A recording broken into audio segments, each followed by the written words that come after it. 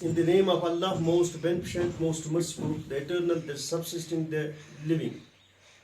I welcome to all of my dear students. 12th class, political science. Topic is Cold War era. Dear students, as you already know, what is politics? Politics means struggle for power. ये जो cold war इरा जो है, इस concept को हम कैसे समझेंगे? ये कंसेप्ट क्या चीज़ है? इससे पहले कोल्ड वॉर से पहले दो वार्स हुए हैं। एक को कहते हैं वर्ल्ड वॉर फर्स्ट, दूसरे को कहते हैं world war second. World war second, ये जो वर्ल्ड वॉर फर्स्ट है, वर्ल्ड वॉर फर्स्ट 1914 और 1918 के दरमियान थी। वर्ल्ड वॉर सेकंड जो थी वो 1939 में और 1945 तक, जो इससे कोल्ड वॉर से पहले जो दो वार्स हुए हैं, एक तो हुई थी वर्ल्ड वॉर फर्स्ट 1914 से लेकर 1980 तक वर्ल्ड वॉर फर्स्ट थी। दूसरा तो हुआ था world war second. World war second हुआ 1939 और 1945 तक वर्ल्ड वॉर सेकंड। इसके बाद क्या हुआ? इसके बाद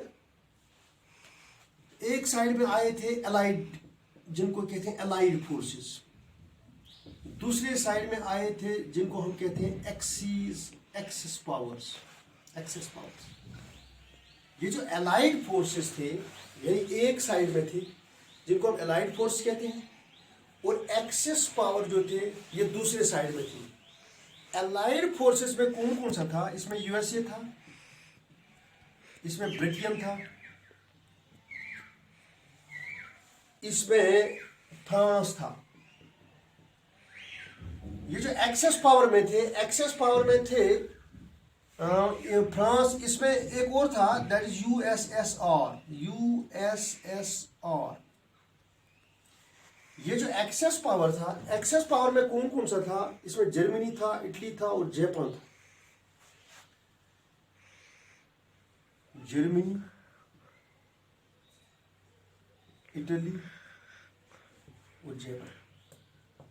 आपने पढ़ा होगा जर्मनी का जो लीडर था, ही वॉज द हिटलर, और इसकी आइडियोलॉजी जो थी वो थी नाजिज्म।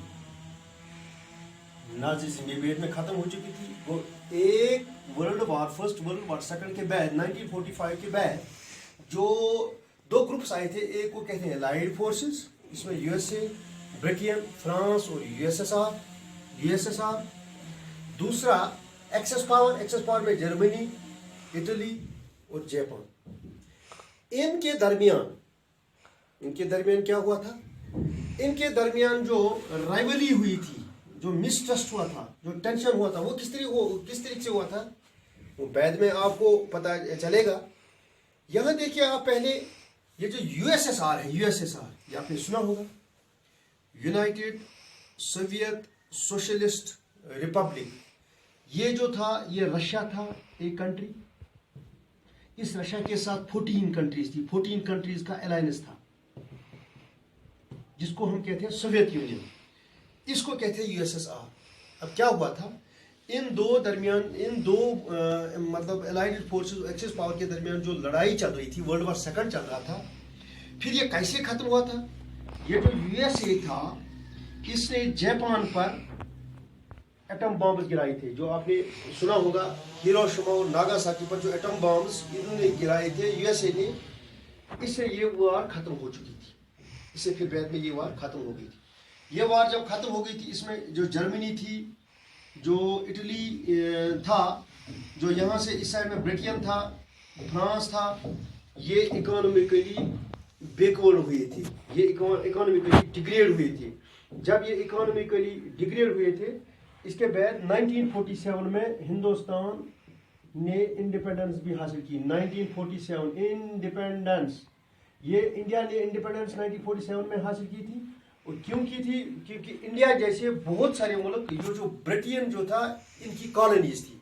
जब ब्रिटेन की कॉलोनीज थी, चूंकि ब्रिटेन का कंट्रोल इन पर था, तो इन कंट्रीज ने जब इंडिपेंडेंस हासिल की थी तो ब्रिटेन इकोनॉमिकली डिग्रेड हुआ था, ब्रिटेन इकोनॉमिकली पीछे चला गया था, फ्रांस भी पीछे चला गया था, इटली और जर्मनी भी पीछे चला था। तो यूएसए ने जापान पर बम गिराए थे, तो इस तरीके से वर्ल्ड वॉर सेकंड खत्म। जब वर्ल्ड वॉर सेकंड खत्म तो मास डिस्ट्रक्शन हुई थी वर्ल्ड में, मास साइंस एंड टेक्नोलॉजी के जरिए mass destruction, science and technology भी तबाह, लोग भी खत्म हो चुके थे, बिल्डिंग्स भी तबाह हो चुके थे, यानी सब चीज़ें तबाह हुए थे, क्योंकि इकोनॉमिकली ये कंट्रीज मतलब डिग्रेड हुई थी। अब इसमें क्या बचा? इसमें बचा यूएसए और यूएसएसआर। इसमें एक तरफ से यूएसए बचा, दूसरी तरफ से यूएसएसआर। ये जो यूएसएसआर और यूएसए जो थे ये पावरफुल मतलब दो ब्लॉक्स थे। एक ब्लॉक यूएसए था एक साइड में, दूसरे साइड में यूएसएसआर था। इसको कहते हैं वेस्टर्न ब्लॉक, इसको कहते हैं ईस्टर्न ब्लॉक। यानी यूएसए वेस्टर्न ब्लॉक की तरफ आ जाता था, यूएसएसआर ये ईस्टर्न ब्लॉक की तरफ आ रहा था। ये दो अलायंसेस ऑफ, एक साइड में यूएसए, दूसरे साइड में यूएसएसआर, ये दो ब्लॉक्स बड़े बने थे अब वर्ल्ड में। बाकी ये कंट्री जो इकोनॉमिकली डिग्रेड हुए थे, अब ये दो ब्लॉक्स बड़े आए थे। अब इन दो ब्लॉक्स के बिटवीन जो राइवलरी रही है, मिसट्रस्ट रहा हुआ है, कंपटीशन रहा हुआ है, इसको हम कहते हैं कोल्ड वॉर। यानी कोल्ड वॉर मीन्स कि विदाउट ब्लड शेडिंग जो मिसट्रस्ट है, कंपटीशन है, या हम कहते हैं टेंशन है, जो tension between the to countries USA and USSR, United states of America and United Soviet socialist Republic के दरमियान जो टसल रही थी, जो टेंशन रहा था विदाउट ब्लड शेडिंग एंड जो कंपटीशन रहा था, इसको हम कहते हैं कोल्ड वॉर। अब क्यों टेंशन रहा था? क्या टेंशन? ये जो यूएसए था ये वेस्टर्न ब्लॉक था, इसकी जो आइडियोलॉजी थी दैट वाज द कैपिटलिज्म। इसकी जो आइडियोलॉजी थी दैट वाज द कम्युनिज्म। अब ये क्या कह रहे थे यूएसए वाले? ये कह रहे थे कि हमारी जो आइडियोलॉजी थी कैपिटलिज्म, यही दुनिया पर लागू होनी चाहिए, यही दुनिया पे इम्प्लीमेंट होनी चाहिए, यही दुनिया फॉलो करना चाहिए।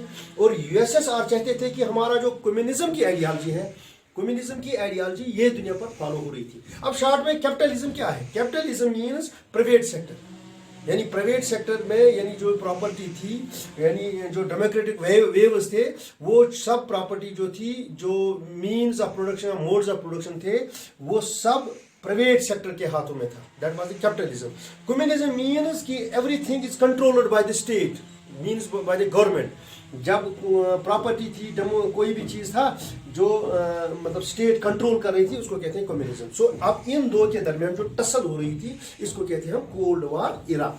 अब जो कोल्ड वॉर इरा जो है ये कब से शुरू हुआ था? 1947 से लेके 1991 तक, यानी इसका पीरियड जो था 1947 में बहुत सारे कॉलोनीज जो ब्रिटिश के थे, जो अंडर ब्रिटिश थे, वो उन्होंने इंडिपेंडेंस हासिल की थी, जैसा कि इंडिया ने भी इंडिपेंडेंस ब्रिटिश से उस वक्त हासिल की थी। 1947 से लेकर 1991 जो वक्त था, उसके दरमियान कोल्ड वॉर हुई थी।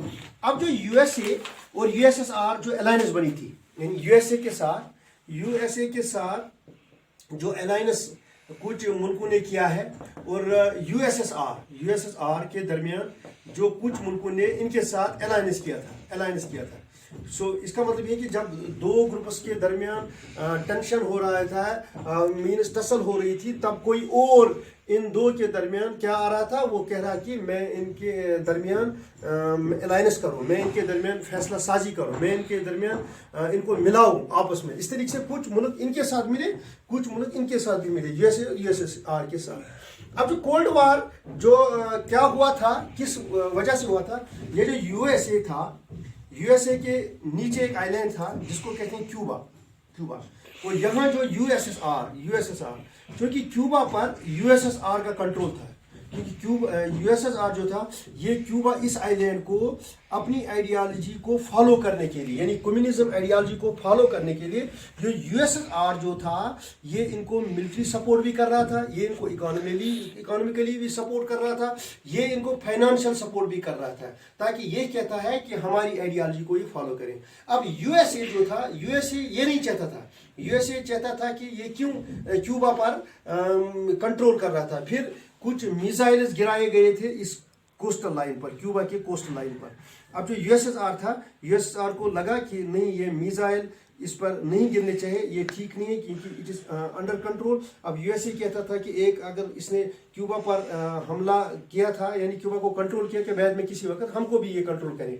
तो अब इसका मतलब क्या है? इसका मतलब ये है कि यूएसए जो था, यूएसए अब ये नहीं चाहता था कि यूएसएसआर को इस पर कंट्रोल करना। अब यूएसएसआर ने यहाँ समुद्री जहाज़ों के जरिए यहाँ मतलब कोशिश कर रहा था यहाँ क्यूबा में आने के लिए, क्यूबा में आने। ये जो मिसाइल यहाँ पर गिराए थे, यानी ये जो बॉम्ब्स रखे थे, अब यूएसएसआर आया और इसने कोस्टल लाइन से ये बॉम्ब्स और मिसाइल खत्म किए थे, यानी उठाए थे। अब इसी को कहते हैं ये जो Cuba conflict, Cuba missile conflict, ये जो क्यूबा मिसाइल कन्फ्लिक्ट आ गया था क्योंकि ये जो यूएसएसआर था ये कम्युनिज्म आइडियोलॉजी मतलब फॉलो कर रहा था यहाँ क्यूबा पर। अब जो ये मिसाइल क्राइसिस थी, अब इस मिसाइल क्राइसिस के जरिए ये जो क्यूबा मिसाइल क्राइसिस जो यहाँ थी, यही चेंज होगी इन दो के दरमियान कोल्ड वॉर। अब क्या है cold war? Cold war means it referred the competition, it referred the tension, it referred the mistrust between USA and USSR. It was the ideological conflict, जो कि USA कह रहा था सारे वर्ल्ड में हमारी ideology capitalism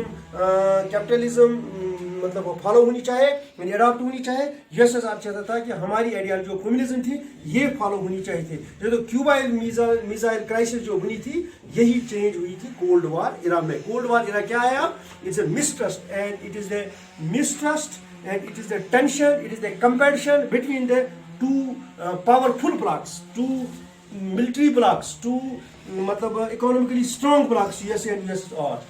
That is the Cold War, which is in between 1947 and 1991. अब जो इनकी आइडियोलॉजी जो थी, यानी यूएसए की, इसको कहते हैं वेस्टर्न अलायंस, इसको हम कहते हैं ईस्टर्न अलायंस। तो अब जो इनकी अलायंस थी, इनकी आइडियोलॉजी थी, ये तो कैपिटलिज्म, ये इनकी आइडियोलॉजी होती कम्युनिज्म। अब कैपिटलिज्म क्या है? Capitalism means system of government which is completely democratic, system of government which is completely democratic, that is property is owned by private sector. Yet this is the system of government which is totalitarian. Totalitarian means owned by the state. Totalitarian means property is owned by the state. This is the policy of the West. यानी USA में जो policy थी, is the policy of the West, क्योंकि इनके साथ alliance जो थी that was the western bloc. इनको कहते हैं हम eastern bloc. This is the policy of East, this is the policy of West. यहाँ फ्री मार्केट है और यहाँ वो मार्केट है जो मार्केट के दरमियान सब लोगों की राय देखी जाती डेमोक्रेटिक वे में। यहाँ यूएसएसआर में जो फ्री मार्केट नहीं था, वहाँ स्टेट कंट्रोल्ड इकोनॉमी थी। तो लास्ट में ये वर्ल्ड वार फर्स्ट और वर्ल्ड वार सेकंड के दरमियान जो बाद में दो बड़े ब्लॉकों के दरमियान, यूएसए और यूएसएसआर के दरमियान जो मिसट्रस्ट कंपटीशन और ये हुआ था क्यूबा मिसाइल क्राइसिस, जो बाद में कोल्ड वार में तब्दील हुई थी विदाउट ब्लड शेडिंग। जो मिसट्रस्ट था, टेंशन था between the two blocs, that stands the Cold War era which is in between the period 1947 and 1991। और क्या था इसका मेन ऑब्जेक्टिव यही था, यूएसए की आइडियोलॉजी था कैपिटलिज्म, यूएसएसआर का था कम्युनिज्म। तो यूएसए कह रहा था हमारी आइडियोलॉजी वर्ल्ड में फॉलो होनी चाहिए, तो यूएसएस कह रहा था हमारी कम्युनिज्म आइडियोलॉजी वर्ल्ड में फॉलो होनी चाहिए था। तो this is the Cold war era pertaining to the 12th political science subject. Thank you for watching the class. Stay home, stay safe.